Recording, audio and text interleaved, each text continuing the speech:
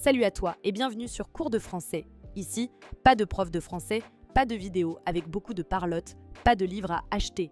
On entre directement dans le sujet avec la fiche spéciale bac du discours de la servitude volontaire de la Boétie. N'oublie pas de commenter PDF si tu souhaites avoir le lien PDF par la suite. Je t'ai concocté la crème de la crème en compilant tout ce qui est de mieux et le tout dans cette vidéo.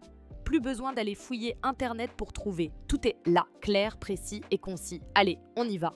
Le discours de la servitude volontaire. Introduction à l'œuvre. Objectif, situer l'œuvre dans la vie de la Boétie et comprendre son importance dans l'histoire de la pensée politique. Contenu vers 1548, Étienne de la Boétie, à peine âgé de 18 ans, rédige un texte qui interroge un mystère fascinant.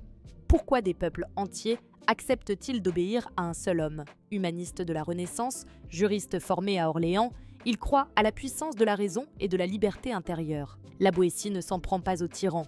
Il s'interroge sur ceux qui le laissent faire. Ce texte, resté inédit de son vivant, sera conservé par Montaigne, convaincu qu'il exprime la plus noble des vertus, la liberté de penser. À travers cette œuvre, la Boétie fonde l'idée que le pouvoir ne vient jamais d'en haut, mais toujours de ceux qui y consentent.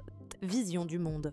La Boétie défend la dignité de l'esprit libre. La vraie noblesse ne se trouve pas dans le sang, mais dans la lucidité. Procédé, un style clair, logique, appuyé sur la question rhétorique et l'argumentation humaniste, où la raison remplace la peur. Citation clé. Comment se fait-il qu'un seul gouverne des millions?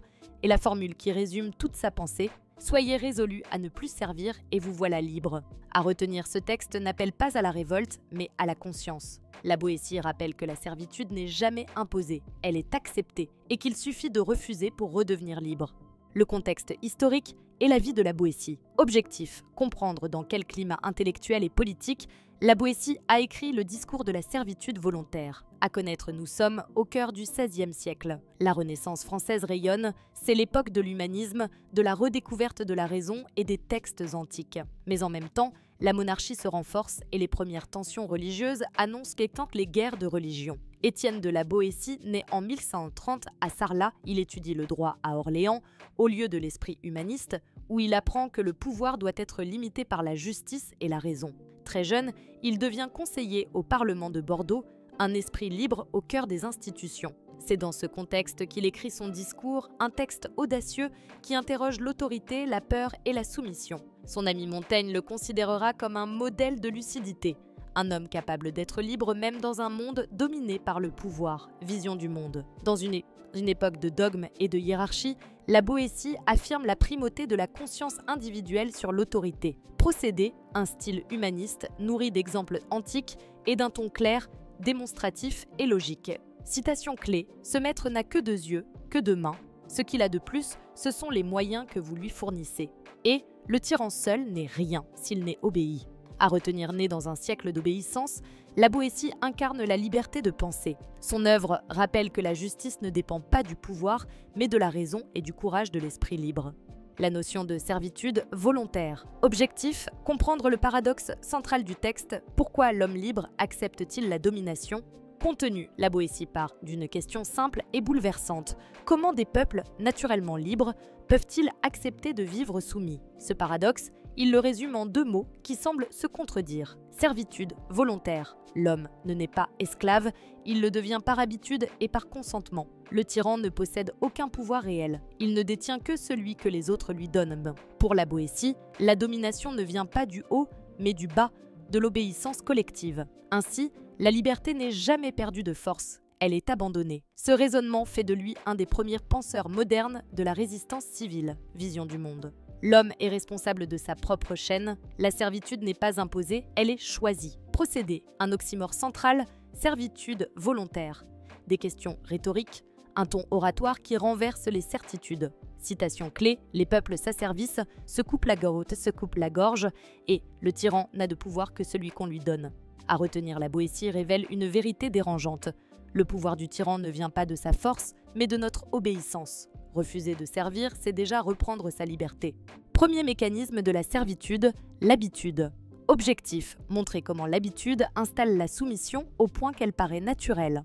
Contenu, pour la Boétie, la première cause de la servitude, c'est l'habitude. Dès l'enfance, on apprend à obéir, à ses parents, à l'école, à la société. Peu à peu, la soumission devient un réflexe, presque une seconde nature. Les peuples n'ont plus conscience de leur dépendance, parce qu'ils n'ont jamais connu la liberté. L'habitude endort la conscience et fait accepter l'inacceptable. C'est ainsi que les hommes se plient à des lois injustes ou admirent ceux qui les dominent simplement parce qu'ils ont toujours vécu ainsi. La Boétie compare cette accoutumance à un poison doux. On finit par aimer ce qui nous enchaîne. Vision du monde. Le confort de la routine endort la lucidité.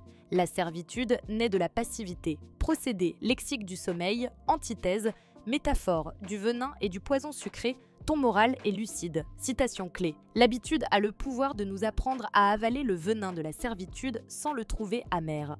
Et les années ne donnent jamais le droit de mal faire. À retenir, la servitude ne commence pas par la contrainte, mais par l'accoutumance. Ce que l'on répète sans conscience devient une prison invisible. Deuxième mécanisme de la servitude, le divertissement. Objectif, comprendre comment le pouvoir endort le peuple en remplaçant la liberté par le plaisir. Contenu, après l'habitude, la Boétie dénonce un autre piège, le divertissement. Les tyrans n'imposent pas seulement leur autorité par la force, ils la maintiennent par les plaisirs et les distractions. Jeux, spectacles, fêtes, nourriture, musique. Autant d'appâts pour détourner le peuple de la réflexion.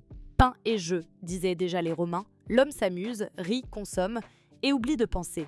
Le pouvoir devient invisible parce qu'il flatte les désirs. Pour la Boétie, ce n'est pas la peur, mais la légèreté qui a servi les peuples. Un peuple distrait n'a plus besoin d'être contraint, il se soumet de lui-même. Vision du monde. Les plaisirs faciles remplacent la pensée. Le confort devient une prison dorée. Procédé, énumération, ironie, métaphore du piège et du poison sucré, allusion à l'Antiquité. Citation clé, les peuples se laissent promptement allécher à la servitude pour la moindre douceur.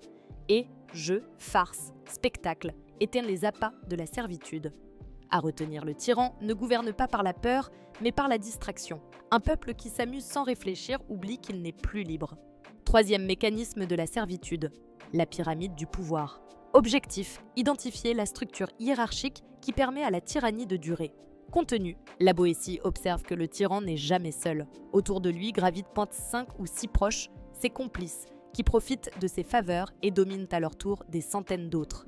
Et ces derniers contrôlent des milliers d'hommes, jusqu'à former une immense pyramide humaine. Chacun tient sa place dans la chaîne, chacun tire un petit avantage de celui qui l'opprime.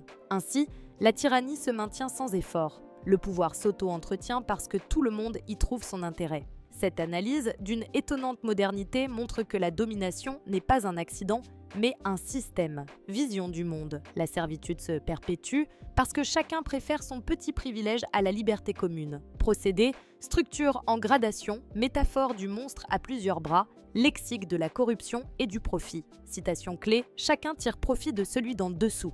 Et ces hommes se vendent si cher pour un peu de faveur du tyran. À retenir, le pouvoir se nourrit de la complicité des hommes. Tant que certains profitent du système, le tyran n'a même plus besoin d'être cruel. La solution, cesser d'obéir, la clé de la liberté, selon la Boétie. Cesser d'obéir. Objectif, montrer que la libération ne passe pas par la violence, mais par le refus du consentement. Contenu pour la Boétie, il n'est pas nécessaire de renverser le tyran. Il suffit de cesser de lui obéir. Le pouvoir ne repose sur rien d'autre que notre participation. Le tyran paraît fort parce qu'on le soutient, parce qu'on alimente son autorité chaque jour, par notre peur, nos habitudes, notre silence. Mais si le peuple décide de ne plus servir, le tyran s'effondre de lui-même comme un feu qui s'éteint faute de bois. Cette désobéissance n'est pas un appel à la révolte armée, mais une révolution intérieure, un choix de dignité. La liberté ne s'arrache pas, elle se reprend. Vision du monde. La vraie force du peuple réside dans son refus d'obéir. Procédé. Métaphore du feu, antithèse entre action et inaction, ton exhortatif est moral. Citation clé. Soyez résolus à ne plus servir et vous voilà libre. Et il n'est pas besoin de combattre le tyran, il tombe de lui-même quand on cesse de le soutenir. À retenir, la désobéissance pacifique est la plus grande des forces. Dire non, sans haine, c'est déjà retrouver sa liberté. Les mieux nés par l'esprit. Objectif, identifier le rôle de ceux qui éclairent le peuple. Contenu. La Boétie rappelle que tous les hommes ne perçoivent pas la servitude de la même manière. Certains, qui l'appellent les mieux nés par l'esprit, conservent la mémoire de la liberté. Ce sont ceux qui, malgré l'habitude et la peur, refusent de se soumettre. Ils voient clair dans les mécanismes du pouvoir et comprennent que la liberté se perd quand la raison s'endort. Leur rôle est essentiel. Ils éveillent les consciences, Ils rappellent aux autres ce qu'ils ont oublié. Sans eux, le peuple resterait endormi. Ces éveillés incarnent la mission du penseur, du poète, du citoyen lucide.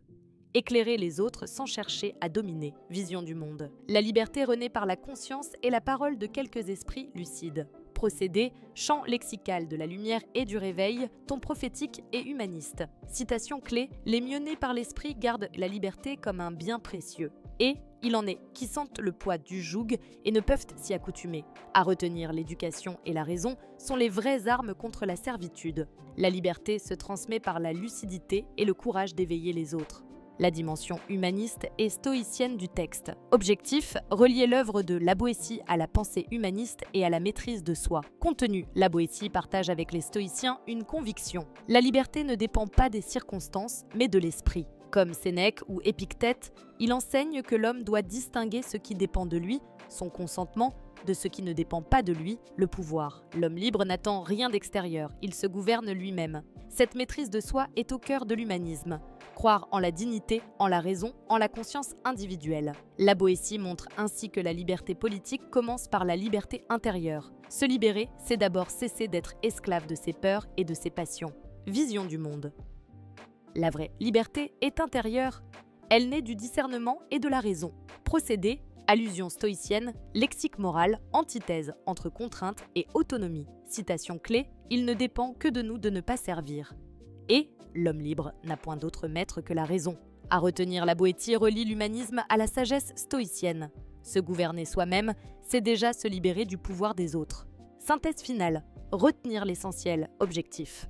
Mémoriser les idées clés du texte pour l'oral du bac. Contenu. 3 idées dominent le discours de la servitude volontaire. D'abord, le pouvoir repose sur le consentement des gouvernés. Sans obéissance, le tyran n'est rien. Ensuite, la servitude s'installe par 3 mécanismes, l'habitude, le divertissement et la complicité. Enfin, la liberté renaît par la lucidité, par le refus pacifique d'obéir à ce qui est injuste. La Boétie ne cherche pas à renverser le pouvoir, il cherche à éveiller les consciences. Son texte incarne parfaitement le parcours, défendre et entretenir la liberté. Comprendre les mécanismes de la domination, c'est déjà s'en affranchir. Vision du monde. L'homme est responsable de sa liberté, refuser la servitude, c'est redevenir humain. Procédé. Style humaniste, raisonnement clair, citation forte, ton exhortatif. Citation clé, soyez résolus à ne plus servir et vous voilà libre. Et ce maître n'a que 2 mains, il n'a de force que celle que vous lui donnez. À retenir Spencer, c'est déjà désobéir. La Boétie nous apprend que la liberté n'a pas besoin de violence. Elle commence par un simple refus intérieur. Voilà, tu connais maintenant l'essentiel du discours de la servitude volontaire. Un texte puissant qui te rappelle que la liberté commence dans la tête et qu'elle se perd quand on cesse de penser. Si tu veux cartonner au bac et garder une longueur d'avance, abonne-toi à la chaîne Cours Français et transforme ta révision en force intérieure.